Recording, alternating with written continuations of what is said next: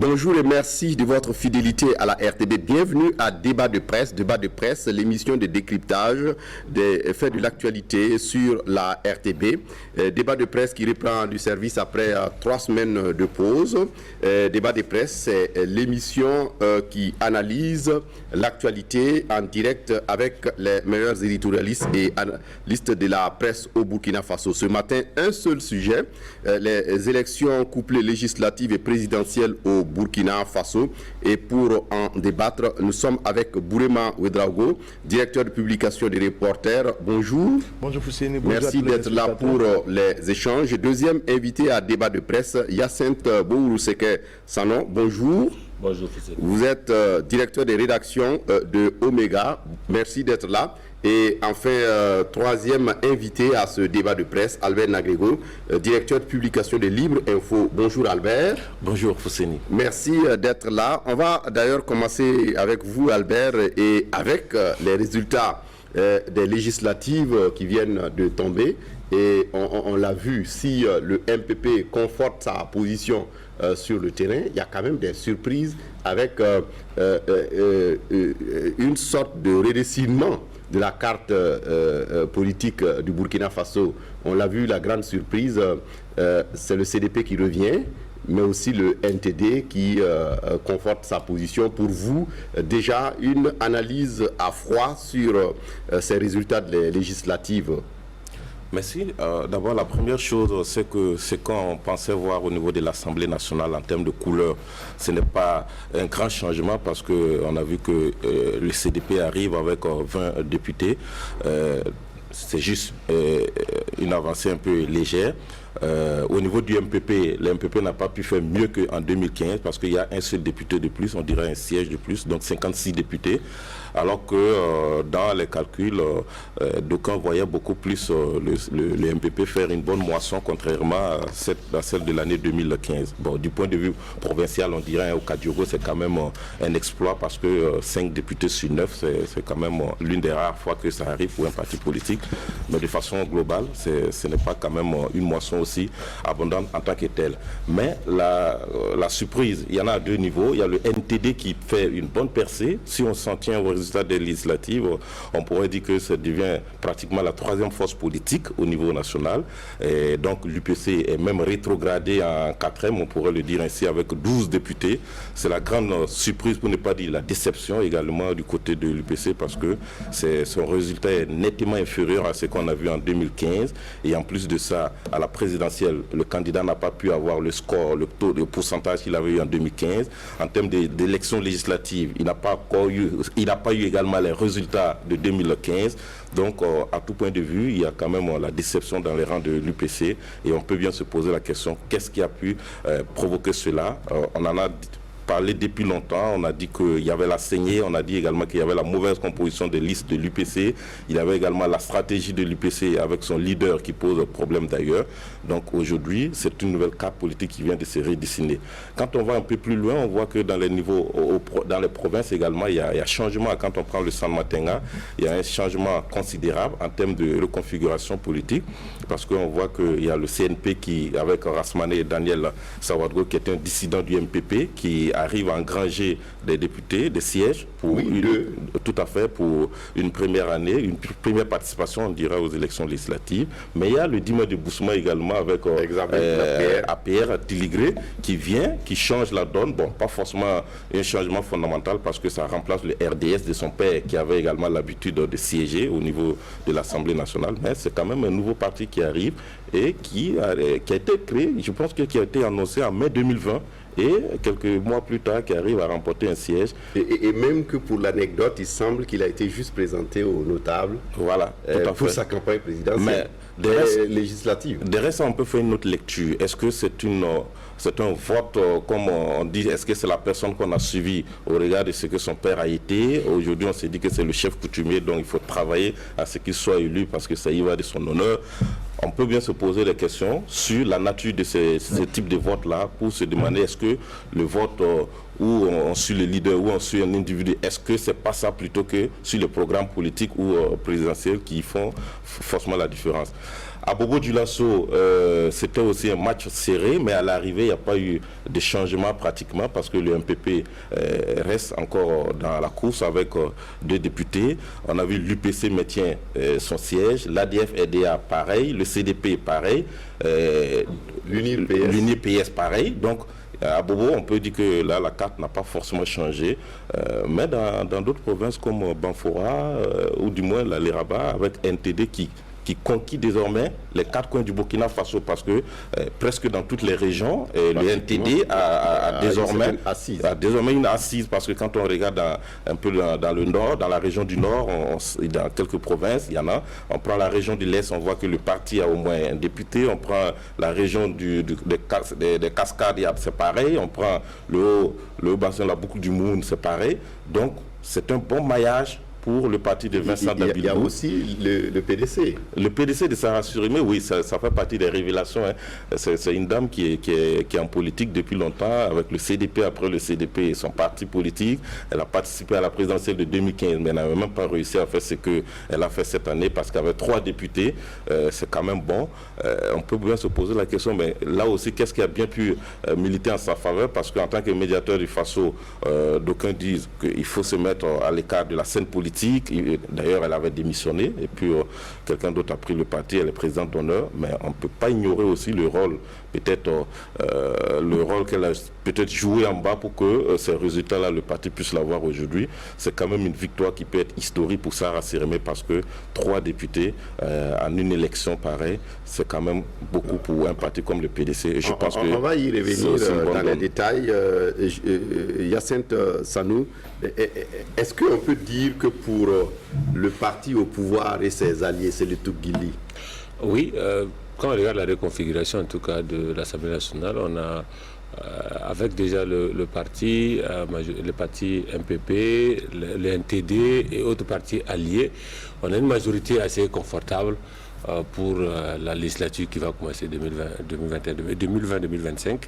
Et donc on aura, pour ce qui est du MPP, plus de marge de manœuvre pour ce qui est de l'Assemblée nationale. Ça se dessine déjà. La question, c'est maintenant la redistribution de certaines fonctions, notamment la vice-présidence, comme on l'avait vu en 2015, on l'avait répartagé avec les partis alliés, avec notamment l'UNIPS. Aujourd'hui, le NTD est plus en pole position que l'UNIPS. Comment va se faire cette répartition? Comment va se faire ce jonglage-là pour que chaque parti soit contenté?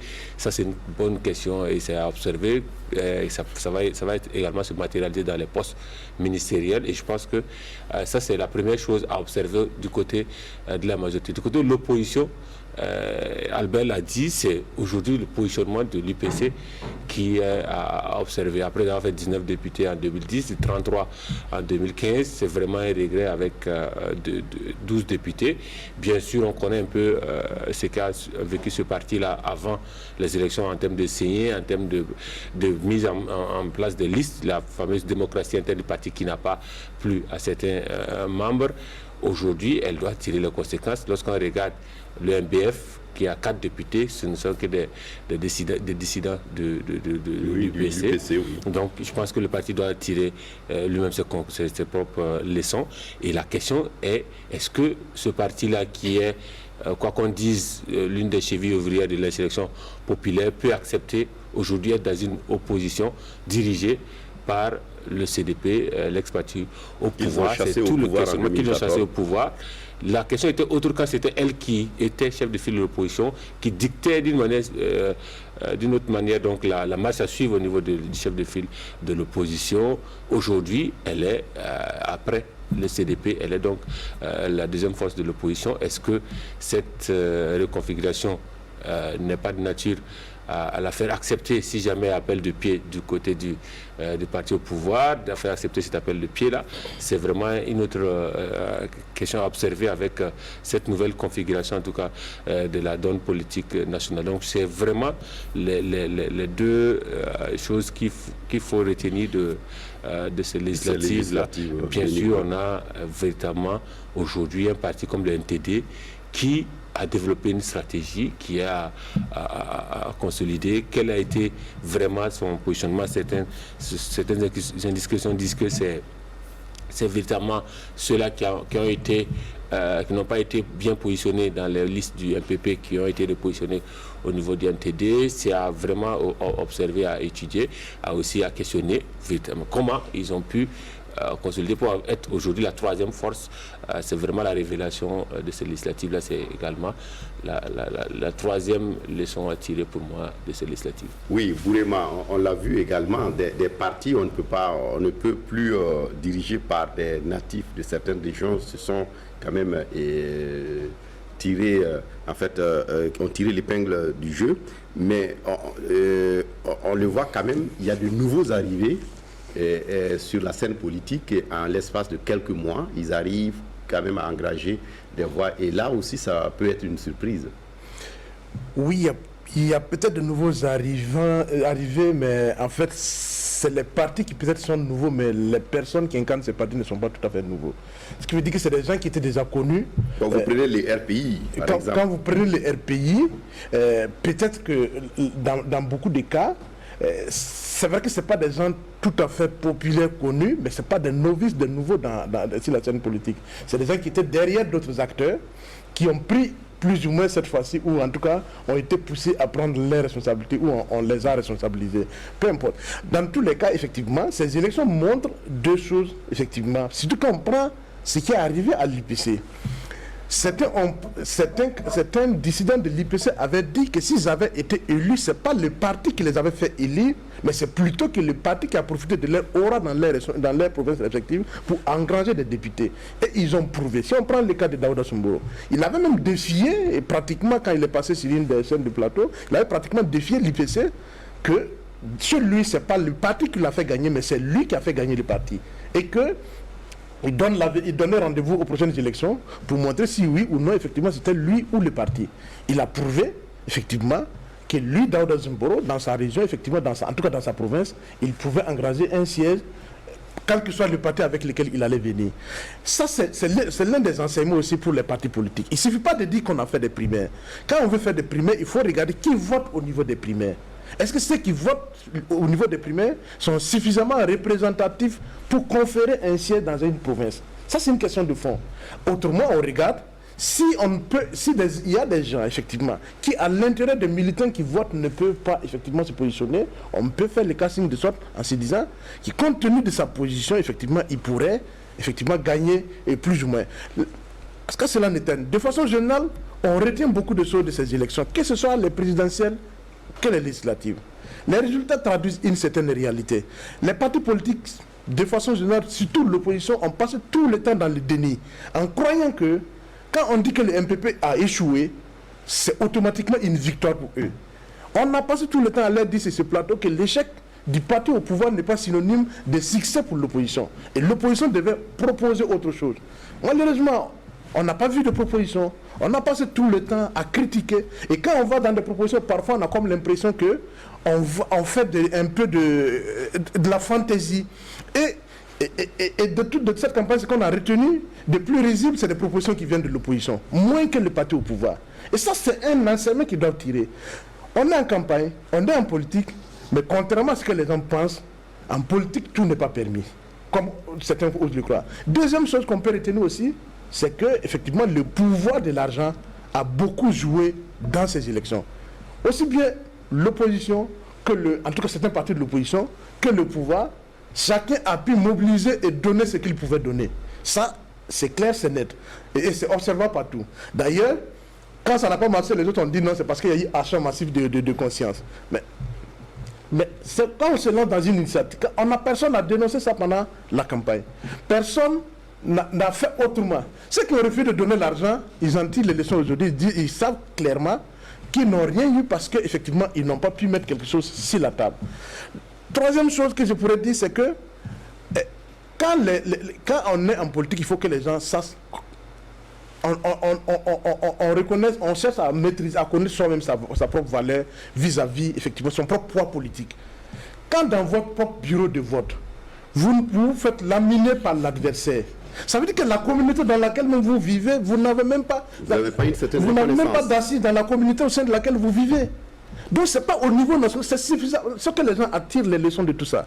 Quand on aspire à un certain poste, que ce soit un poste de député, que ce soit un poste de président, le minimum c'est que dans ta propre communauté dans laquelle tu vis au quotidien, il y ait quand même un minimum de respect et de respectabilité vis-à-vis de toi. Qu'il y ait une certaine acceptation. Si vous ne pouvez pas émerger au sein de votre communauté, qu'est-ce que vous voulez gagner au niveau national ou au niveau provincial? Et dernière chose que je vais dire, c'est que quand vous prenez... J'ai suivi un peu les plaintes, parmi les éléments, il semble que l'opposition a introduit un recours par rapport à la présidentielle. Et parmi les éléments, on évoque la non-prise en charge des délégués des partis d'opposition dans les bureaux de vote, qui a dû amener certains délégués à déserter avant la clôture, ouvrant la voie à des bourrages massifs des urnes. Mais c'est extrêmement grave comme une affirmation pour un parti politique. Mais en son temps, le président de la CENI avait donné des explications. Oui, mais même si le fait qu'on n'ait pas donné l'argent ait entraîné le départ de ces délégués, ça pose un problème. Ça veut dire que ces partis-là doivent se rendre compte qu'ils n'ont pas de militants. Parce que quand on est militant, on est délégué dans un bureau de vote, c'est pas parce qu'on n'a rien reçu qu'on va abandonner le travail pour lequel on est venu. Parce qu'on vient d'abord pour une conviction. Mais quand des partis politiques, même quand tu es candidat à l'élection présidentielle, et le total de cumul de tes voix même ne permet pas d'avoir un délégué dans tous les bureaux de vote, il faut aussi qu'on en tire tous les leçons. C'est pas parce que l'autre est... moi je dirais en fin de compte que je crois que ces résultats, on les a reçus, pas parce que forcément les autres sont trop forts, mais parce qu'en face les gens sont trop faibles. C'est ça aussi la réalité. Oui, et Hyacinthe, est-ce que pour vous, par exemple, pour le cas de l'UPC dont évoque Bourema Ouedraogo, ils doivent s'en prendre à eux-mêmes? Forcément, la leçon sont à tirer au sein même du parti. Comme on l'a dit, il y a toute cette scission qu'il y a eu au sein du parti, la gestion de cette scission, la gestion de la mise en place des listes de fameuses primaires internes, qui a fait beaucoup de frustrés, qui n'étaient pas forcément, comme l'a dit Bourema, des personnes qui ne sont pas représentatives de leur zone, mais qui n'ont pas pu au sein du parti émerger au sein du collège donc, qui a décidé de listes de primaires, qui a décidé de l'issue des primaires. Et donc, ça, c'est des leçons à tirer pour le parti, pour véritablement voir la pertinence de la confection des listes à partir de ces primaires, la composition du collège des primaires pour les autres à venir en même temps que ce parti doit tirer les leçons. Je pense qu'il y a d'autres partis qui ne siégeront pas à l'Assemblée nationale qui doivent également tirer les leçons de leur fondement. Aujourd'hui, on a 7 partis qui ne reviendront pas, dont le parent et de façon autrement. Aujourd'hui, il y a tout ce qu'il y a derrière ces 2 partis qui sont portés par pratiquement un seul individu ou derrière donc 1 ou 2 individus qui doivent se tirer des leçons aujourd'hui au sein du parti. Et déjà, qu'est-ce qui n'a pas marché en termes de conquête de l'électorat? Qu'est-ce qui dans le discours n'a pas réussi à reconvaincre l'électorat? Bourema l'a dit, il y a aussi ce fameux discours face à la situation notamment sécuritaire qui était la plaie du parti au pouvoir, qui a été tenu par certains opposants. Est-ce que c'était le discours à tenir? Qu'est-ce qui n'a pas été à la hauteur pour convaincre l'électorat? Ça, c'est des questions que doivent se poser également ces partis qui ne siégeront pas pendant 5 ans à l'Assemblée nationale. Donc, je pense que, en tout cas, beaucoup de partis, si on peut dire, de leur défaite,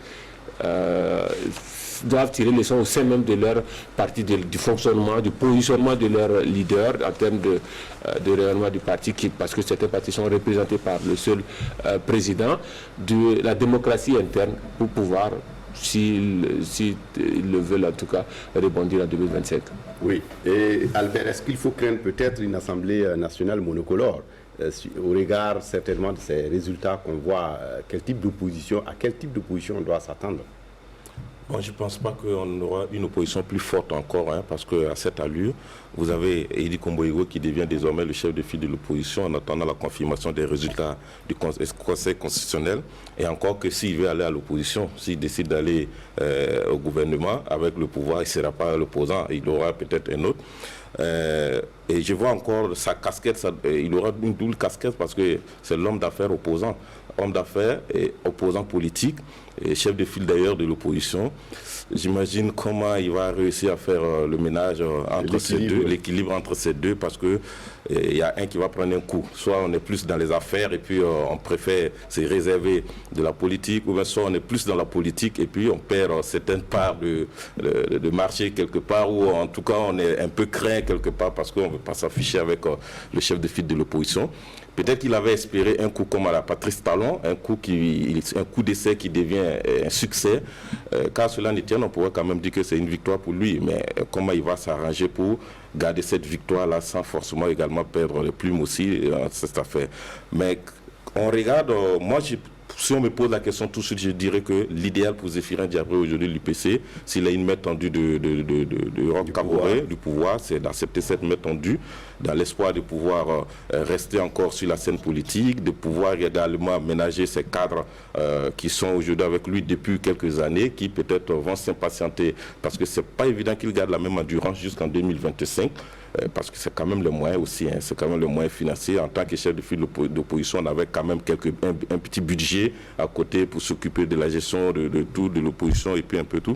Mais aujourd'hui, quand tout cela vous manque, vous avez des cadres qui aspirent qui ont des vocations, qui veulent devenir peut-être des ministres, ou qui ont voulu être des députés, ils ont échappé, ou qui veulent devenir des ambassadeurs ou des DG, ils vont finir, ils voient que les résultats, les chiffres descendent plutôt que de monter. Donc, je ne vois pas très bien. Alors que si Zéphirin Diabré rejoint l'opposition aujourd'hui, il reste Edi Komboigo. S'il rejoint le pouvoir, merci, il reste Edi Komboigo à l'opposition, avec peut-être quelques partis politiques. Comment il va organiser? Parce qu'aujourd'hui, je me dis que le passé du 31 octobre 2014 suit un peu le CDP. Même si le CDP a changé aujourd'hui en donnant un autre visage, qui est un visage un peu plus jeune, il est difficile peut-être pour le CDP aujourd'hui, Edi Komboigo, de vouloir amener certaines personnes qui trouvent que le CDP à l'origine de ce qui est arrivé en 2014. Donc ça, il faut travailler d'abord à soigner cette image-là pour pouvoir créer une image de rassembleur. Maintenant, en plus de ça, il faut aussi espérer qu'il y ait, je ne veux pas dire forcément une offre politique, mais il faut du contenu pour pouvoir véritablement mener le contre-pouvoir, pour que les gens puissent se dire que véritablement on a une opposition qui fait le poids face au pouvoir. Donc vous voyez mal un Zéphirin Diabré sous la coupe d'Edi Komboigo? Je ne dis pas que je le vois mal, mais je veux dire en termes de politique, en termes de calcul, et ce ne serait pas mauvais pour lui aujourd'hui d'accepter une main tendue du parti au pouvoir, de Roch Kaboré, si le parti le souhaite bien. Il va conforter encore le parti au pouvoir avec ses 12 députés, mais il aura quand même du sang neuf en lui et puis dans le parti pour pouvoir tenir encore pour les 5 années à venir, parce que cela ne l'exclut pas d'être candidat en 2025, même si aujourd'hui il rejoint peut-être la majorité. Donc voilà, ce serait un peu nettement mieux pour lui que de vouloir forcément s'entêter peut-être à rester à l'opposition, parce que c'est pas nous qui le disons. On a vu déjà Arma Wali, qui est aujourd'hui conseiller diplomatique du chef de l'État, qui était un cadre du parti, qui lui a dit en 2015 que non, l'UPC avait sa place aux côtés du pouvoir. Il n'est pas allé. Après, on a vu d'autres qui sont partis encore et ça continue jusqu'à la veille de la campagne présidentielle. Aujourd'hui, on a vu les résultats ne sont pas véritablement à la hauteur. Les dissidents de l'UPC qui sont en train d'aller créer le modèle. Tout à fait. Moi, je pense que rejoindre la majorité. Sans gêne, ce n'est pas aujourd'hui mauvais que d'accepter, surtout que le Burkina en a besoin aujourd'hui de l'union des forces, des intelligences, une intelligence collective pour faire face à la situation. Donc avec le programme qu'il a présenté, Zéphirin Diabré comme un Premier ministre, pourquoi pas, ça peut être une bonne chose pour le Burkina Faso, dans l'espoir que ce soit un tandem qui marche bien. Bouema semble ne pas être d'avis avec vous. Deux choses. D'abord, je suis convaincu que qu'il parte au pouvoir ou reste à l'opposition, Zéphirin, aujourd'hui, en tout cas, il est un tournant décisif de sa carrière politique. Ça dit, son choix aujourd'hui, effectivement, sera déterminant pour la suite. Mais je ne pense même pas qu'en allant au pouvoir aujourd'hui, il aura la possibilité de jouer une carte qui lui permet de sauver sa carrière. Parce que aussi, ceux qui ont gagné avec le président Kaboré et qui savent qu'il est à son dernier mandat, sont aussi en train de se positionner pour l'après Roch Kaboré. Donc quelqu'un qui pourrait venir leur faire de l'ombre. Hein? Oui, mais parce qu'il y a des opportunistes politiques qui savent bien que si Zéphirin est candidat en 2025, ça peut équilibrer également la présidentielle de 2025, qui vont commencer à quitter le navire MPP peut-être. Mais justement, il y a beaucoup qui savent que s'ils veulent rester effectivement dans la course pour 2025, c'est d'avoir de la place dans le MPP ou au sein du pouvoir. Parce que quitter aujourd'hui, sans les moyens du pouvoir, il y a peu qui ne tiendront même pas. On l'a vu même à quelques mois de ces législatives et présidentielles coupées.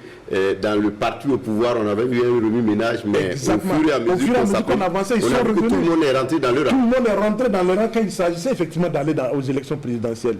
Et tout le monde a appelé effectivement à voter pour Roch Kaboré parce qu'effectivement on savait qu'on peut avoir des bisbilles avec les partis, mais on n'ose pas effectivement attaquer ce qui permet à chacun effectivement d'espérer que demain soit plus, plus rose qu'aujourd'hui. Donc, ce que Zéphirin entre dans le pouvoir ou qu'il reste à l'opposition, le même combat qu'il va devoir mener pour s'affirmer, il va être sûr de le mener parce qu'au sein de l'opposition, il va devoir se battre pour ne pas être écrasé par un Edi Komboigo qui voudrait certainement prendre toute la place. Au sein du pouvoir aussi, il va aussi avoir des soucis avec tous ceux qui veulent effectivement se positionner pour 2025. Deuxième chose par rapport à Edi Komboigo, moi je ne dirais pas forcément que c'est, contrairement à ce que tu dis, ça peut être un gros problème. Edi n'a pas essayé de faire autre chose.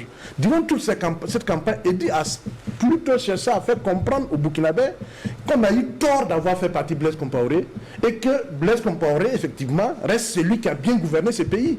Il disait même certaines énormités qui frustraient beaucoup d'insurgés. Donc, du coup, on ne peut pas dire qu'Edi cherche à faire autre chose et qu'il propose un discours nouveau. Parce que son discours, tout au long de la campagne, en fait, allait même plus fort que ce qu'il disait avant la campagne.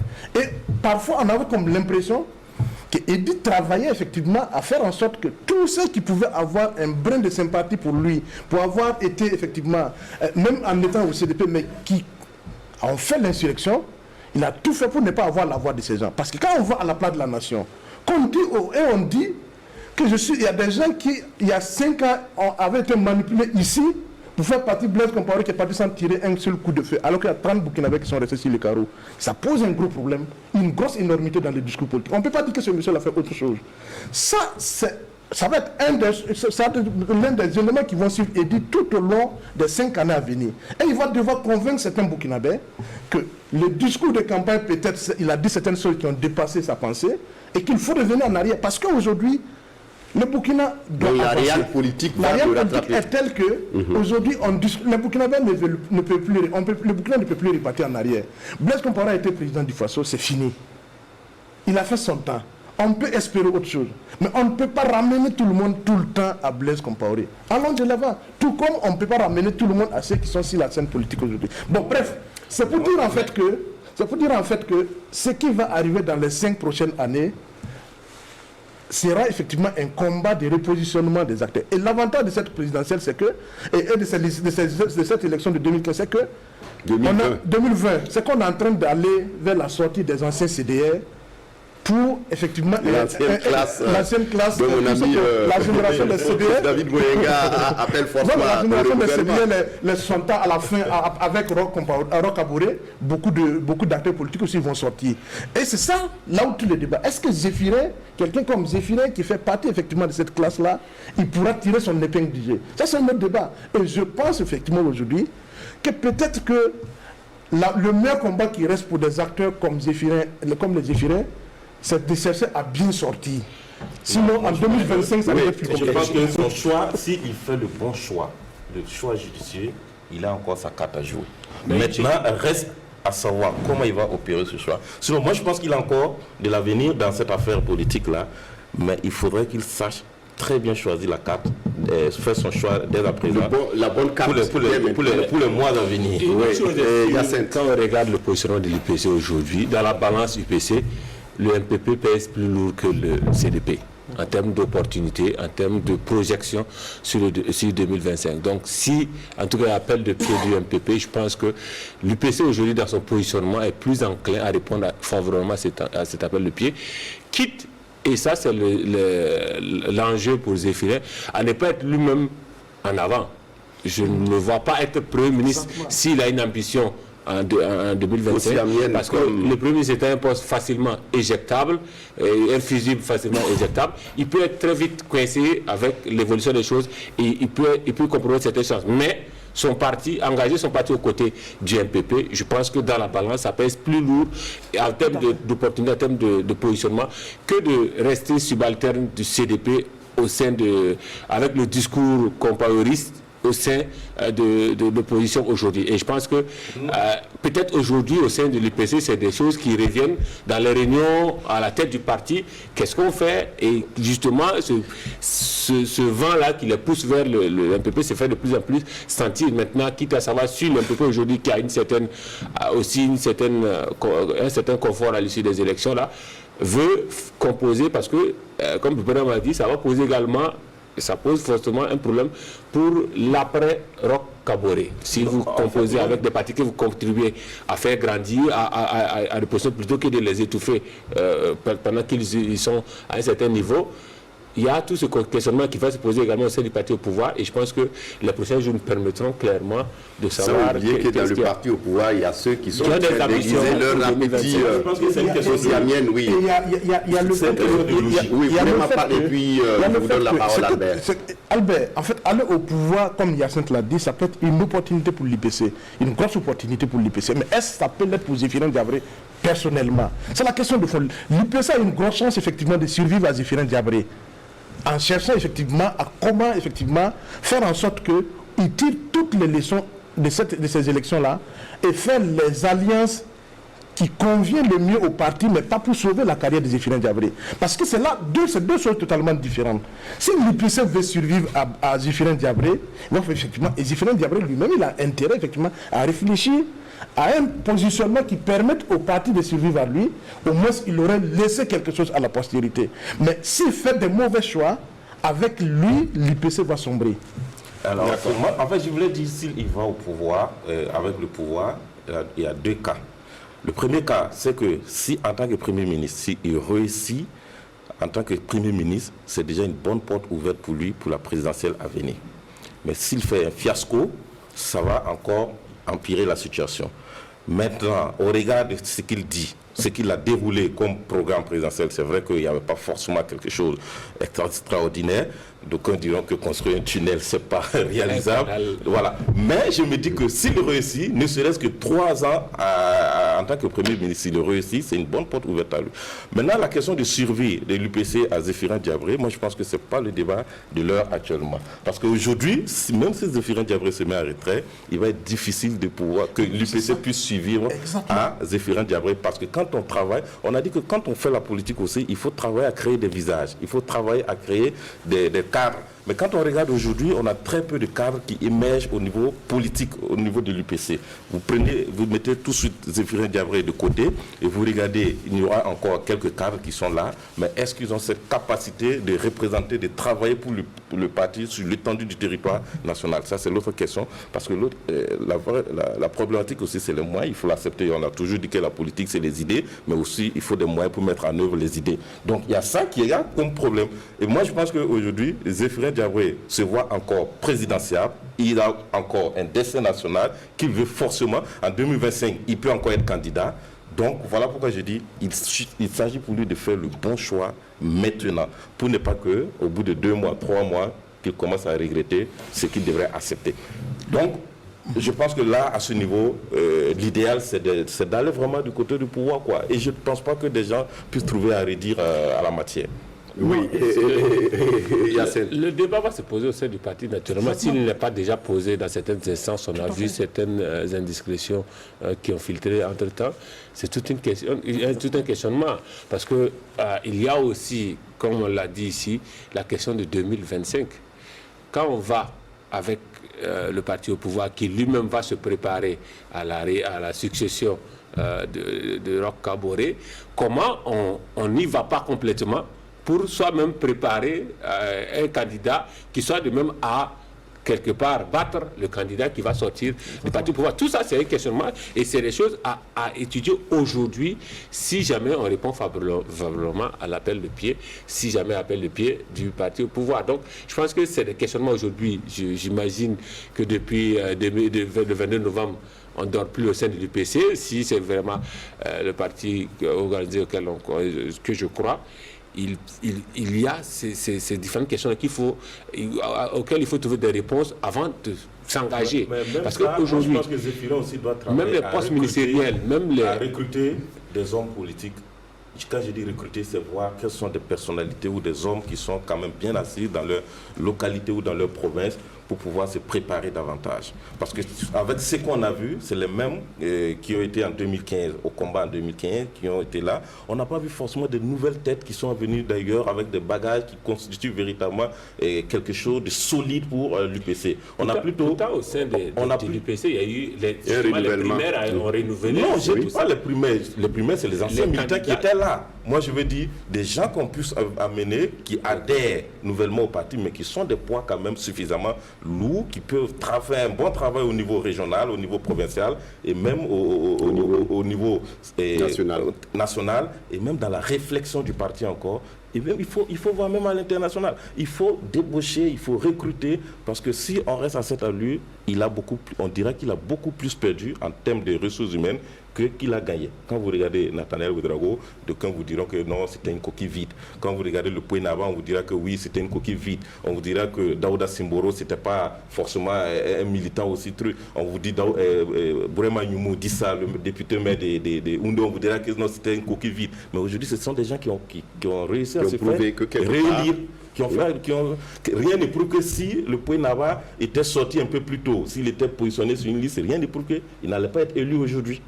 Tout à fait. Donc quand on regarde la liste nationale, on va essayer d'avancer, député. Moi je pense qu'il y a un travail de recrutement qu'il faut faire. Il y a un aspect, Albert, peut-être que tu oublies, parce que je crois que si le MPP ou le Roch Kaboré appelle Zéphirin comme Premier ministre, c'est certainement pas pour le préparer pour qu'il soit président du Faso. Non, pas du tout. Mais c'est pour dire en fait que, Albert, que si même si on l'appelle, les calculs seraient toujours là, qu'il faut faire en sorte qu'en 2020, il ne soit plus une menace. Et ils vont travailler en le mettant à côté. Donc, il doit effectivement, s'il rentre au pouvoir, il y a deux choses. Il ne faut pas qu'il croie que c'est un boulevard. C'est bien au contraire, ça peut être un gros piège dans lequel il ne pourra pas s'en sortir.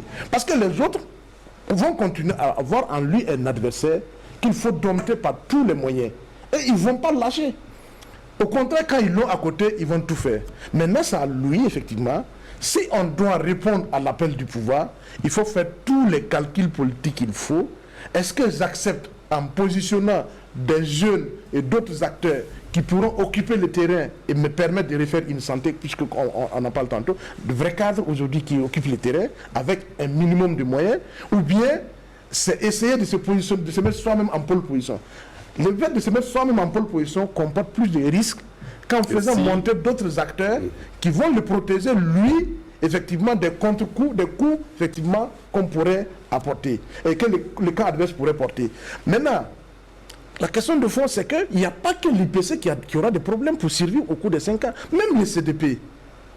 Quoi qu'on dise, les 20 députés, 26 c'est bon, les 26 c'est bon, mais regardez les caciques qui n'ont pas été réélus et sur qui peut-être certaines personnes comptaient, est-ce qu'ils ne vont pas, effectivement, qu'est-ce qu'on en fait? Est-ce que les 20 députés vont permettre au CDP, effectivement, de maintenir le cap pendant 5 ans? Ça sera tout le travail de fond.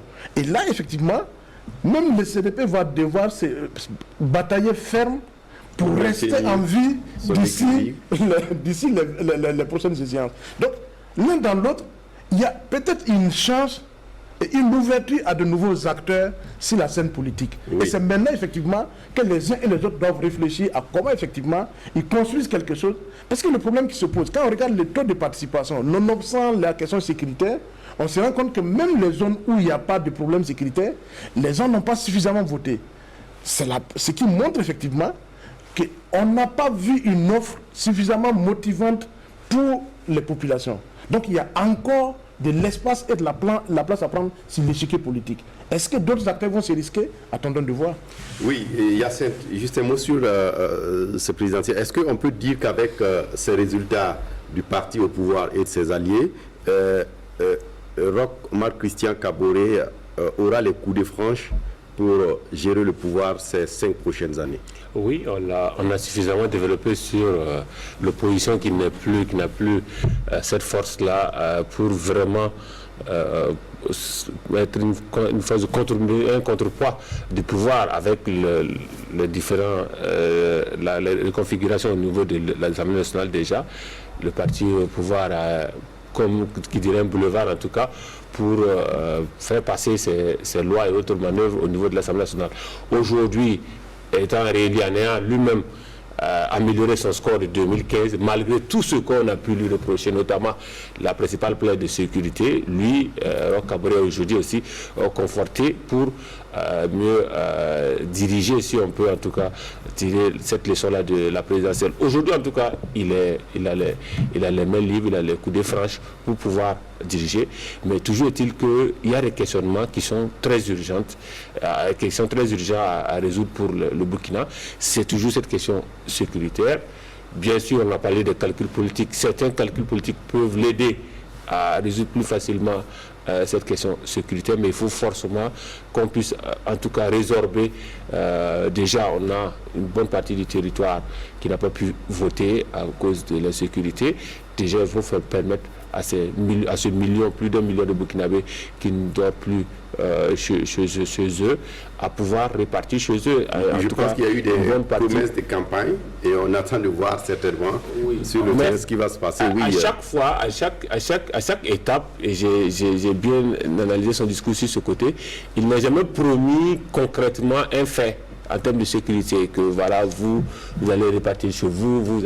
Il a promis en tout cas de faire en sorte que la sécurité puisse revenir, vraiment des éléments plus ou moins généraux qui aujourd'hui doivent se traduire en faits réels et concrets pour les Burkinabés, pour qu'ils sentent, parce qu'il faut analyser également ce vote. Lorsque vous avez des zones comme Djibo, comme Kaya, comme Fada, où il est arrivé en tête, malgré que ces zones-là soient véritablement pour moi les épicentres de tout ce qu'il y a comme incident sécuritaire, qui vivent vraiment cette insécurité-là, il y a tout un questionnement à se poser. Est-ce que c'est, comme on le dit, de la compassion pour qu'il puisse vraiment, parce qu'on est en compatit avec lui de tout ce qu'il subit, ce n'est pas forcément sa faute, ou est-ce que c'est une interpellation, un dernier appel à l'aide de ces populations-là? C'est tous ces questionnements-là qu'aujourd'hui le MPP et Roch Kaboré doit se poser pour pouvoir y répondre complètement. Je pense que c'est le plus urgent. Naturellement,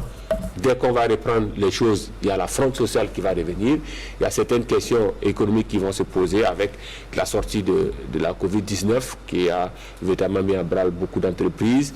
Il y a ces questionnements qui vont se poser, mais tout ça ne peut pas, ça c'est plus ou moins pour moi plus sain en termes de débat politique que c'est la donne sécuritaire qui fait plusieurs centaines de morts, et ça il faut forcément trouver des portes de sortie. Oui, Albert. Non, moi en fait, contrairement à Hyacinthe, je me dis qu'il ne peut pas avoir les coups de franche pour gouverner, parce qu'il aurait eu les coups de franche s'il avait la majorité absolue à l'Assemblée nationale. Parce que quand on regarde de 2015 à 2020, il n'y a véritablement pas eu un projet de loi ou une proposition de loi majeure qui n'a pas pu prospérer au niveau de l'Assemblée nationale.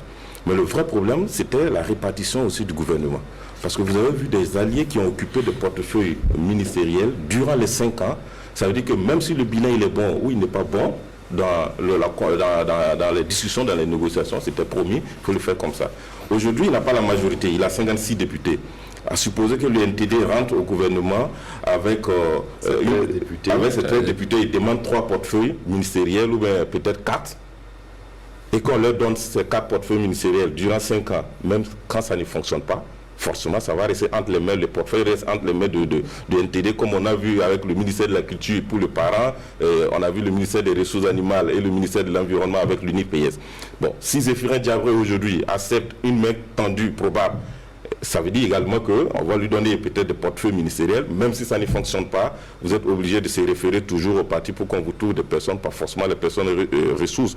L'UNIPS arrive à 5 ministres. Est-ce que, et 5 députés, pardon, est-ce que, comme en 2015, est-ce que l'UNIPS va rester encore dans le gouvernement? Si c'est le cas, ça veut dire qu'il aura des portefeuilles qui vont rester là. Donc, à un moment donné, vous allez constituer un gouvernement où vous avez des portefeuilles que vous avez attribués à des partis politiques, des gens qui ne sont pas peut-être à la hauteur, souvent aussi à la hauteur, mais les marges de manœuvre sont très peu. Donc, ça complique un peu la gouvernance. Mais encore que vous avez soulevé un problème qui est très important, c'est la question aussi de la fronde sociale, c'est la question aussi du terrorisme. Si le terrorisme régresse, les attaques régressent, c'est encore tant mieux, il y aura des coups de franche à quelque part. Si la fronde sociale également régresse un peu, ça va encore lui donner un peu de tonus. Mais je me dis que... Le candidat Roch, en son temps, avait promis de prendre langue très rapidement avec... en 2015, c'était la même promesse. C'était la même promesse. Le problème, moi, je dis, c'est de réussir véritablement à construire une très bonne équipe. Un gouvernement, son premier gouvernement, après cette élection-là, devrait être un gouvernement qui soit à la hauteur. Est-ce que ça va être un gouvernement politique, un gouvernement technocrate, ou bien ça va être un gouvernement constitué encore de la société civile avec ce mélange des partis politiques, de la mouvance présidentielle? Si c'est le cas, on va toujours continuer sur cette ligne qu'on a connue en 2015. Lorsqu'on parle, c'est justement à ce niveau. Aujourd'hui, il n'a pas de pression pour fonder son gouvernement. Aujourd'hui, on s'achemine. C'est vrai qu'on n'a pas les derniers détails par rapport aux tractations au sein pour en tout cas ramener notamment un parti comme l'UPC, mais on s'achemine à une opposition qui n'aura pas plus d'une trentaine de députés. Ce qui était le nombre de députés à l'époque de l'UPC. Aujourd'hui, donc, à l'Assemblée. Mais justement, et aujourd'hui, ça donne coup de France également au pouvoir à l'Assemblée nationale si l'opposition ne pèse pas plus d'une trentaine de députés. Non, en fait, c'est ça que j'ai dit. De 2015 à 2020, il n'a vraiment pas eu de problème à l'Assemblée parce que je n'ai pas connaissance d'un projet de loi ou d'une proposition, sauf le PPP, à l'époque, qui avait fait un peu de bruit, mais il avait réussi à, je vais dire, en griffe, à forcer les choses pour que ça passe. Et à part ça, on n'a pas véritablement vu un projet de loi, une proposition de loi qui n'a pas passé, qui a empêché véritablement la gouvernance du président. Quoi. Oui, réaction vraiment. Moi, je pense plutôt que Yacine Taren, c'est maintenant qu'il a plus le coup de franche parce que tous ceux qui sont de la majorité, ils ont plus besoin. Même le MPP avec ses 55 députés, c'est plus les autres qui ont besoin de rentrer dans le gouvernement qui vont venir à lui avec les 13 députés, les 5 députés, parce qu'ils n'osent pas aller à l'opposition. Moi, je vois pas. Moi, je vois un parti. Oui, ça dépend du niveau. Ceux qui c'est ça que je suis en train de te dire. Ce que je suis en train de dire, il va développer ce que je suis en train de dire, c'est que le président, effectivement, a les coups de franche. C'est à lui de déterminer les critères des appelés au gouvernement. Même si, effectivement, il y a de la majorité, si tu n'as pas quelqu'un qui puisse correspondre aux critères, je suis sûr que ce n'est pas ça qui va amener les gens à aller dans l'opposition. Parce qu'effectivement, là où ils sont aujourd'hui, ils ne peuvent pas quitter la majorité parce qu'on n'a pas nommé telle personne ministre. La question de fond, même des ministères là, c'est l'impulsion qui a posé problème tout au long de ces 5 dernières années. C'est moins la compétence individuelle des ministres que l'impulsion globale de la gouvernance. On reproche même au président de manquer d'initiative par rapport effectivement à un certain nombre d'actions concrètes qu'on attend, que ce soit sur la question du terrorisme, que ce soit sur la question de la gouvernance vertueuse. On a comme l'impression effectivement que c'est du haut que ça manque de poids. C'est ça la question de fond. Aujourd'hui, si le président de France trouve un premier ministre à qui on assigne une mission claire, le ministre qui rentre, ça dit il y a des choses qu'en même temps tu sens que tu flottes dedans là. Même on n'a pas besoin de te dire. L'opinion sera qui fait quoi. Or aujourd'hui, on a comme l'impression que c'est tout le gouvernement qui pose problème. Et quand c'est tout le gouvernement qui pose problème, ça veut dire que c'est au niveau de l'impulsion que ça pose. Parce que quand on regarde individuellement, il y a quand même des hommes et des femmes de valeur dans cette équipe. Mais qu'est-ce qui fait que ça ne marche pas? Ça pose un problème. Oui, voilà. Tout à fait. Oui, on va aller très rapidement, il ne nous reste pas beaucoup de temps pour terminer. Peut-être la question de la CENI et de l'organisation, Albert. Est-ce qu'on peut dire que la CENI a réussi son coup pour 2020? Vous me posez une question piège ici, mais non, moi je dirais que non, dans notre processus, on n'a pas grand-chose à reprocher au CENI. Mais le scrutin lui-même, le jour, le 22 novembre, il y a problème. Il y a problème parce qu'on a senti qu'il y a eu, comme le président de la CENI lui-même le dit, des bureaux de vote qui ont été fusionnés à la dernière minute, qui ne permettent pas à des électeurs de retrouver leur bureau de vote. Il y a un problème à ce niveau. Quand des bulletins manquent, il y a problème. Quand des PV manquent également, ça, il y a aussi problème. Et quand on va plus loin, on voit qu'il y a des bureaux de vote qui ont ouvert tardivement. Il y a aussi problème à ce niveau. Donc, mais est-ce que ça suffit pour dire de façon globale que la CENI n'a pas réussi son coup? Je pense que ce serait très sévère de le dire ainsi. On voit que l'organisation a fait pêcher beaucoup de choses. Moi, je suivais hier les proclamations des résultats. J'ai vu une province où il y a des députés qui ont été élus à 900 voix. Et il y a des députés qui ont été élus à 1000 voix. on peut dire oui, quelle est la légitimité de ces députés ou de ces élus? On va me dire que non, je suis trop... Mais parce que quand on vous dit qu'il y a un suffrage, un nombre d'électeurs estimé à 100 000 et finalement c'est 17 000 qui ont voté, ou bien c'est moins de 17 000 qui ont voté. 3 000 qui ont voté, voilà. Donc vous voyez quand même. Donc, accepter qu'on pose, oui, accepter qu'on pose le problème aussi de légitimité. Je ne suis pas peut-être une autorité compétente ou le Conseil constitutionnel pour poser ce problème, mais j'ai dit du point de vue tout de suite, on pourrait mieux faire pour cela. Mais quoi qu'il en soit, l'opposition aussi est responsable, hein, parce que c'est ensemble qu'ils sont allés modifier le code électoral, intégrer le cas de force majeure, essayer de voir également telle zone on ne peut pas voter, ou si on peut voter. Ils se sont mis d'accord, ils sont partis aux élections.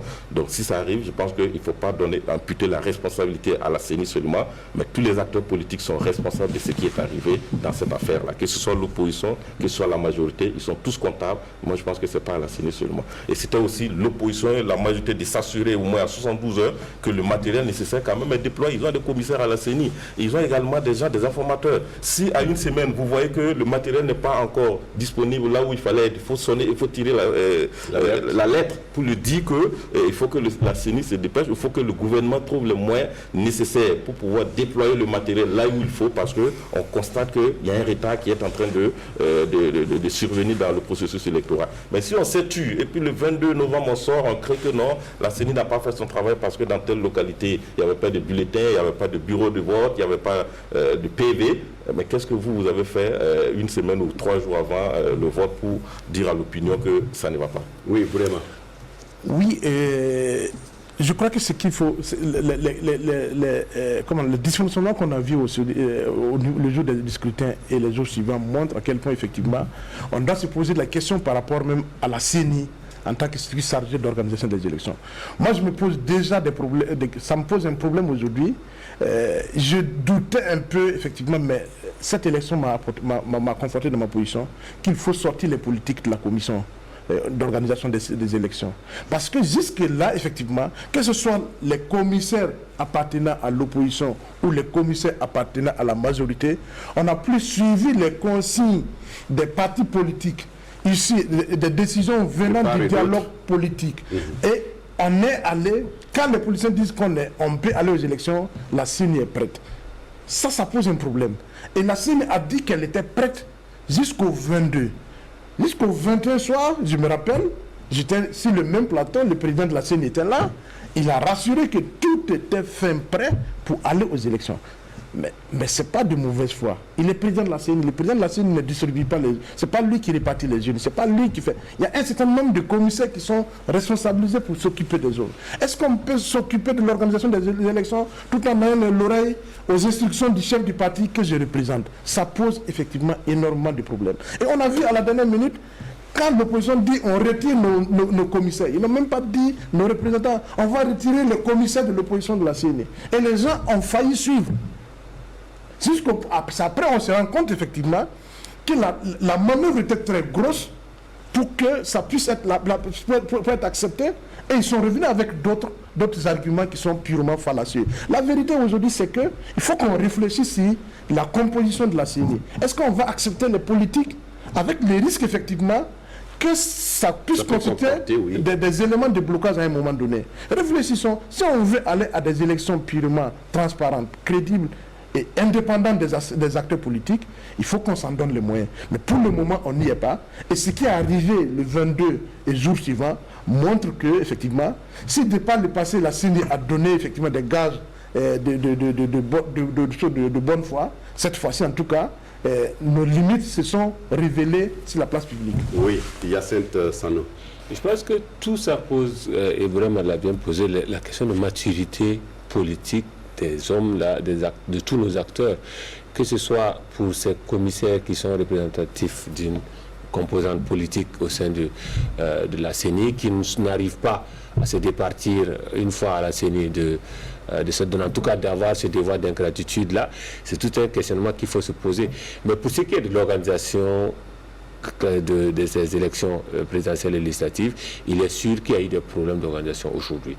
Il est clair qu'il y a eu des situations, en tout cas, qui n'ont pas permis à tous ceux qui étaient inscrits de pouvoir véritablement accompli leur devoir citoyen. Donc là, il y a des leçons à tirer pour la CENI.